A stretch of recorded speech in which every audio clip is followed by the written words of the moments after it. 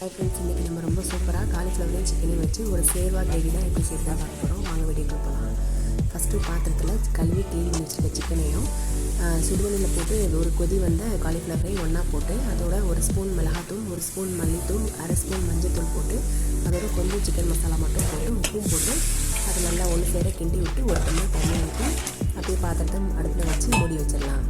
அதெல்லாம் நல்லா ஒன்று சேர நல்லா கொதித்து வேகும். அது நல்லா வெந்ததுக்கு பின்னாடி கொஞ்சம் வத்தி அந்த கிரேவி ஓரளவுக்கு திறந்து வந்துட்டு அந்த டைமில் ஒரு சின்ன ஸ்பூன் சீரகத்தூள், அதே அளவு சோம்புத்தூள், அதை விட கொஞ்சம் கம்மியான அளவு பட்டைக்கிராம்பு ஏலக்காய் தூள் அல்லது கரம் மசாலா அரை ஸ்பூன் அளவுக்கு போட்டு எல்லாத்தையும் ஒன்று சேர நல்லா மிக்ஸ் பண்ணி விட்டுக்கோங்க.